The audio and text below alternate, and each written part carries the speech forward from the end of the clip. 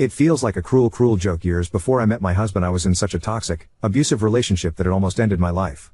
I spent years in therapy, bettering myself, figuring out why I accepted the type of love. I stayed single for years, and once I started dating, I made sure to keep an eye out on all red flags. Heck, I even took things slowly when there was nothing but green flags. Thanks to my ex, I was familiar with love bombing. I met my husband at work event, and things just fell into place. I opened up and explained my past trauma, and let him know that if we were going to date that it would require a slow pace and patience. I won't say that he was perfect, but he was always kind, compassionate, and cared. We dated for about 5 years, engaged for 1 and married for a little over 3 years now. We recently bought our second home together. We both got promotions at work, so we sat down and talked about kids. He wanted a big family, and I only wanted 1 or 2. We agreed on 2, and started trying. It didn't take long, and here I am 6 months pregnant, still working, have swollen ankles and a back that won't stop aching. Other than that, I've been very happy and have what I thought was a supportive husband. 3 weeks ago, I found out that he was having an emotional affair, and honestly probably a physical one. When confronted with the evidence, he admitted to not being attracted to me while pregnant. I'm wrecked. I haven't gained unnecessary weight, I still take care of myself, even with the morning sickness that hasn't gone away. He's not sorry about it, but you told me that I was being overdramatic when I cried. He is staying with his family until he can find a home to rent. He doesn't want to get a divorce. He's saying after the pregnancy is over we can go to therapy and fix things. I don't want to. I cannot physically look this man in the eye anymore without feeling disgust. I have a text from him saying that he's my only option, because no man wants to date a single mom. I'll be talking to a lawyer and figuring out how to divorce him. I just wanted to vent into the void today. For now, I'm going to DoorDash some nuggets and a Frosty from Wendy's and be okay if I gain 5 pounds from it. Thanks for listening while reading, I suppose. Update 1. I was told I'm not allowed to change the locks due to it being his home as well, and he came over last night knowing there wasn't crap I could do to prevent it. Thankfully, he only grabbed some personal belongings, threatened to take the dogs, he did not, and let me know he emptied our shared account. Part of me rolled my eyes and figured he wasn't dumb enough to do that, and the other part made me make a mental note to check it once he left. Sure enough, our account has maybe $5 in it. He did a transfer which I'll be calling the bank about and speaking to an attorney this afternoon. Thankfully, my dad taught me you don't fully mix finances, so my savings wasn't capable of being touched, and while it's not a lot, it's enough to pay for the fees over the next few weeks. I don't have any family left, so I think he's doing a power play to make me feel like I'm alone and need him, when in all reality it's lit a fire under my ass that I don't want or need such a garbage person in my life. Update 2. I was not allowed to change the locks on our house due to both of our names being on it. I never feared for my safety, it was more so an annoyance. He showed up to grab some personal belongings and I thought that would be the most that would happen. It was like he was trying to get a reaction from me. He told me he transferred funds and emptied out the account. I didn't believe him until I saw it myself. That was both of our money, so that's being dealt with currently. He showed up the day before yesterday completely drunk, begging to talk, increasing in anger when I would just ignore him and walk away. It kept increasing, so I went to grab my bag and walk down the road to a neighbor's home so I wasn't alone. He grabbed my arm to stop me, and when I yanked it away, he slapped me, almost a backhanded open slap. The cops were called. I didn't have a mark on my face, so it was my word versus his. They escorted him off the property, and I'm only now assuming he's back with his parents now. He did throw a fit about the dogs and does have proof of ownership, so I'm guessing he'll be able to take them. Went to leave to go for a drive to clear my head after everything and realized 3 of my 4 tires were flat. I know it was him, but I don't have proof. Insurance won't cover it, so going to a tire shop on Friday morning. Just another drop in the bucket. As for the attorney, I've had my consult and I'm waiting for my check to come in for my actual appointment and getting the ball moving on this. There's not any family left, and a few close friends are kept in the loop, but I don't want to burden them or treat them like unpaid therapists, so I think that's why I came back to Reddit. Something therapeutic about just typing it all out into the void. The baby/pregnancy is okay. I've actually lost weight, and the doctor has told me to avoid stressful situations and to take things easy. I'll be calling to see if I can change the locks on the home now, and if not, I'm going to start looking for places. Update 3. He broke in late last night. I was able to contact the police before I confronted him, but due to location I knew it would be a bit. I tried walking by him to leave the house, but every time I would he'd shove me, once hard enough to make me stumble and fall backwards. The eerie part is he never once yelled through things. One of the items hit me, causing an emergency room visit requiring stitches. Said the most vile things. He hated me, I should kill myself, how useless I was, etc., yet never once raised his voice. I'm not saying that in a good way. I wish he would have yelled. It was a fight or flight instinct, and I found out mine was to freeze. I hate that for myself. He was arrested and his mother already bailed him out, him staying at a hotel thanks to a work advance and looking into apartments. I won't be stepping a foot into that home we shared until my best friend is here, and even then it will be with police being with us. Nobody can figure out what made him change almost overnight. Only thing I'm guessing is a psychotic break, but I'm not a therapist or doctor. Besides some ugly bruises and some stitches, myself and the baby are fine. My lawyer feels like this is enough to get a protection order for myself and will include the pregnancy/baby. Next time I see him will be at court. Sorry I'm rambling and maybe this doesn't make any sense. For now I'm safe, can sleep good for the first time in weeks. I have the dogs. Nobody is aware of where I am besides one close person, and the police. Final update: I changed my locks, figured if he'd get the law involved I'd use pregnancy brain and being forgetful to give him a spare set. Update 4. Police met me at my home to grab some personal belongings and pretty much anything and everything else I could grab.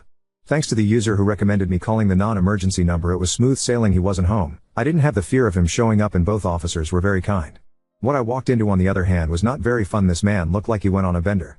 Bleach on clothes, food everywhere, personal belongings just destroyed, especially the nursery. I was able to salvage a lot of the bigger items and packed what I could. They're now in storage until I move into my place. Took pictures, and as aggravating as it was, especially with the 1 step forward 2 steps back, I'm hopeful that they'll just be another thing used against him to prevent custody. As far as him, he has no way of contacting other than attorney or email, and it's been quiet on both ends. His parents have not reached out. I don't even know what I'd say to them if they tried, so no loss there.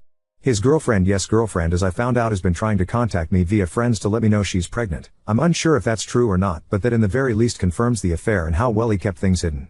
I do want to clear the air. I made a post asking for helpful information on resources that could potentially help, and someone made a comment saying I was in it for a long con, and that's just untrue. I have not and will not accept any personal items/donations other than advice and maybe an internet hug.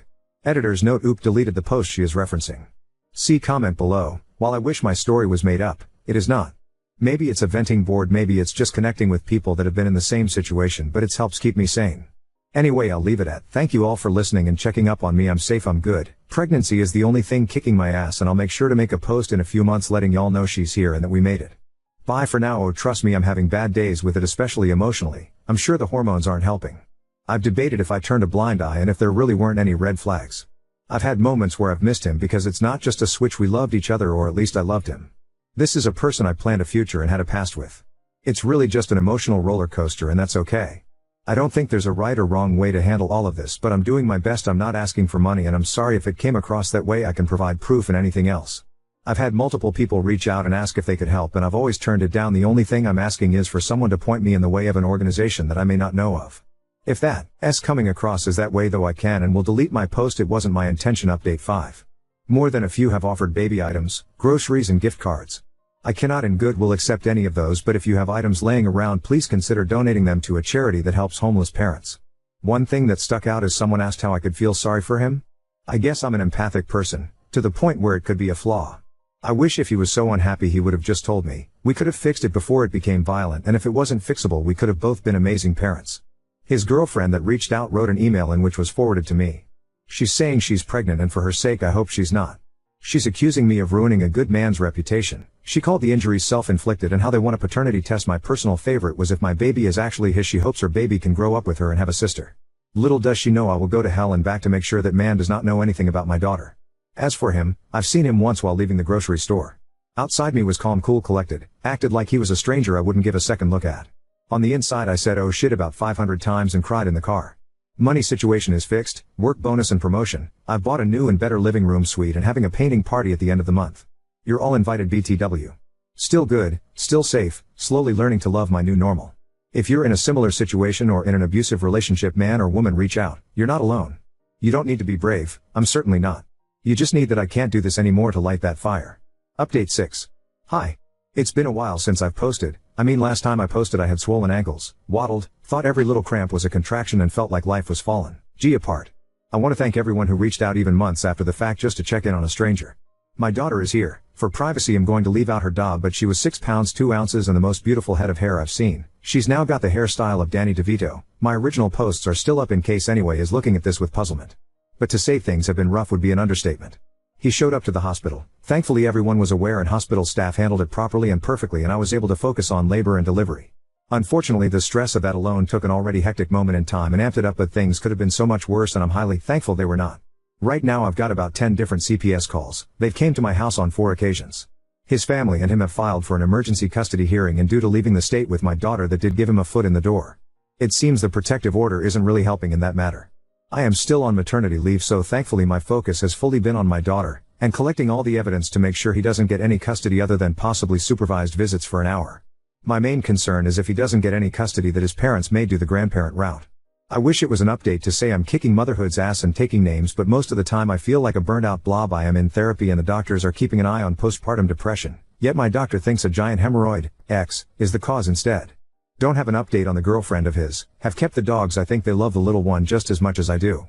Am excited and anxious to see where the next chapter of life will take me. Now on to second story. Husband keeps spreading delusions about me, affecting our social circle, and I'm torn between exposing the truth and respecting his privacy. So my husband has been dealing with some major issues.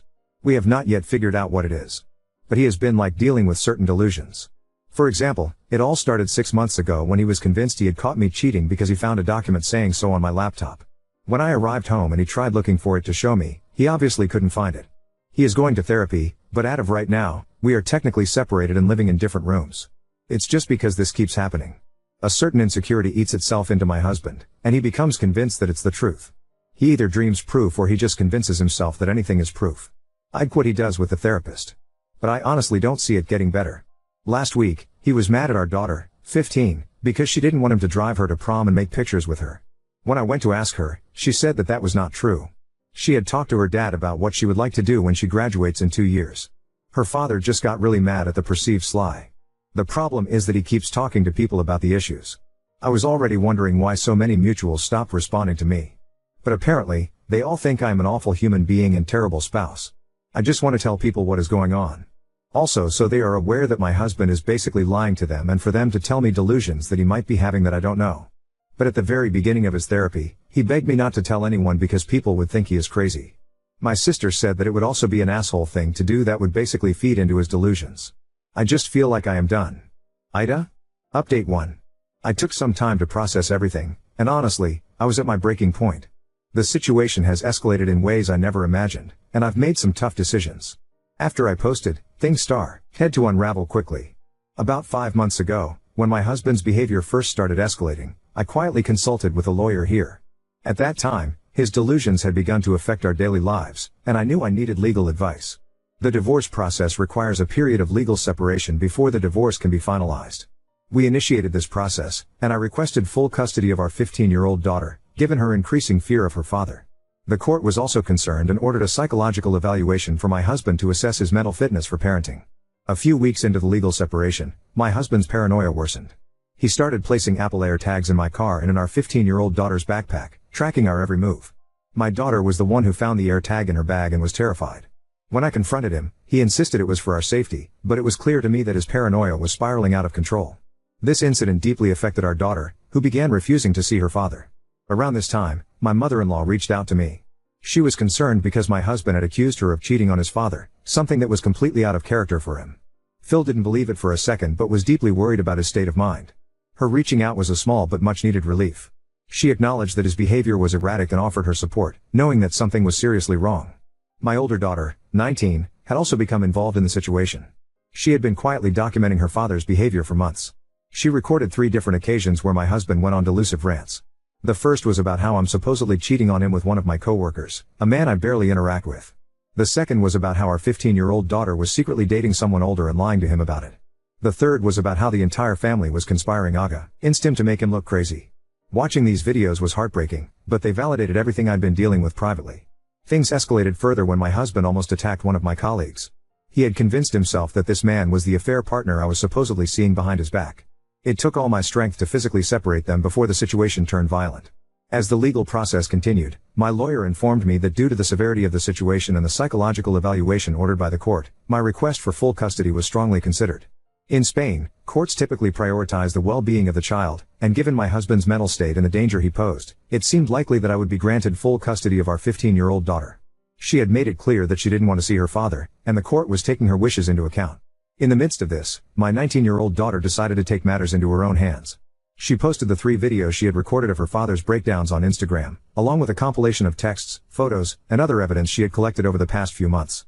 Her intention was to show the world what we had been enduring, but it quickly turned into a public spectacle. The backlash was intense. Some people were horrified and reached out with sympathy and support, while others criticized us for airing dirty laundry and accused my daughter of betraying her father. As the divorce process continued, my husband's mental health became a significant factor. The psychological evaluation ordered by the court revealed the depth of his delusions, particularly around cheating and female sexuality. It became clear that he was not fit to make decisions regarding our daughter's well-being. The evaluation supported my claim for full custody, and the court is now in the process of finalizing that decision. In the meantime, All communicate. Ion between my husband and me is being handled through our lawyers, and I'm ensuring that any interaction between him and our 15-year-old daughter is supervised. Given the severity of the situation and the damage done to our lives, I'm making plans to move away with my daughter once the legal proceedings are finalized. My reputation in our current community is shattered, thanks to his delusions and the lies he has spread. Starting fresh somewhere new seems like the only way for us to heal and rebuild our lives. I never wanted it to come to this. I still care deeply for my husband, but I can't keep sacrificing our well-being for the sake of his image. The revelation that he's been lying to his therapist, or rather, his unqualified life coach, was a breaking point for me. I realized I couldn't trust him to get better on his own. Thankfully, some friends have started to see through his stories and are reaching out to support us, which gives me hope. But I know it's going to be a long, difficult road ahead. For anyone else in a similar situation, please know that you're not alone. This has been the hardest decision I've ever made, but sometimes you have to do what's best for your own mental health and safety, no matter how much it hurts. Update 2. Last week, my husband showed up at our home completely out of control. He wasn't supposed to be there, but he came without any warning, and right away, he started yelling. He was accusing me and our 15-year-old daughter of being against him, saying we were plotting to destroy him. He was furious. I tried to calm him down, but it just made him angrier. He started throwing things and shouting that we were ruining his life. Then, he turned on our daughter. He called her a whore and said she was supposed to be the good one, but she had turned against him too. He was moving toward her like he was going to hit her, and I got between them to protect her. That's when he shoved me so hard I hit the wall, and he slapped me, across the face. I was stunned, but he didn't stop. He grabbed my throat and started strangling me. I fought back, scratching and biting to get him off me. Meanwhile, my daughter managed to call the police while this was happening. She was terrified, but she stayed on the phone with them, begging for help. When the police arrived, they arrested him right away. He's now facing charges for domestic violence, and the court has put a restraining order in place. I can't even explain how scary that moment was, but I'm just glad my daughter was able to call for help. I don't know what would have happened otherwise. The legal process is moving quickly now, especially after the violence. The court has ordered a psychiatric evaluation to see if he's fit to even be around our daughters, let alone have visitation rights. At this point, I'm expecting full custody of my 15-year-old. She's been through so much, and she doesn't want to see her father anymore, even if it's supervised. I think the court will honor that, especially given everything that has happened. On top of all of this, the videos my 19-year-old daughter posted online have continued to spread. A lot of people have reached out with their own stories about the things my husband told them, things I didn't even know he had said. It's hard to hear, but it's also helping me understand just how bad it was. Some of the delusions he had included, he thought I was part of a secret group plotting to harm him. He believed our 19-year-old was spying on him for me. He thought our 15-year-old was trying to poison him by putting something in his food. He said his mother was having an affair with her best friend. He told his father that I hired a private investigator to follow him. He thought a family friend was trying to take over his business. He said one of my close friends was in love with me and trying to help me leave him. He told neighbors that I was going to sell our house and leave him with nothing. He believed my boss was helping me hide money in offshore accounts. He thought our daughters were hiding secret phones and communicating behind his back. He accused me of manipulating our children to turn them against him. He said his sister was trying to steal his inheritance. He believed I had hidden cameras in the house to watch him. He accused me of using witchcraft to control his mind. He thought I was planning to flee the country with our daughters. It's been overwhelming to hear how far his paranoia went. Some friends have apologized and now understand what was really happening, but others still believe his stories, and that's been hard. I'm not sure how to fix all the relationships that were damaged by this. I've also been getting a lot of questions about what has happened with my daughter's therapy and the divorce process, so I'll explain a bit. At first, we had to put my daughter into telehealth because we were waiting for an in-person spot with the therapist we were referred to by our doctor. It took some time to get that set up and approved, but now she's seeing someone regularly, and it's been helping. As for the divorce, it could have been simple, but my husband has turned it into a high-conflict situation. I've been so frustrated with how slow it's been going, especially because it didn't need to be like this. But because of everything he's done, the courts have had to be more careful, and it's taking longer than expected. I'm only communicating with him through lawyers now. Once everything is done, I plan to move with my 15-year-old to start over somewhere else, away from all of this. That's where things stand now. It's been a horrible, painful experience, but I'm doing my best to keep my daughters safe and make sure we can move forward.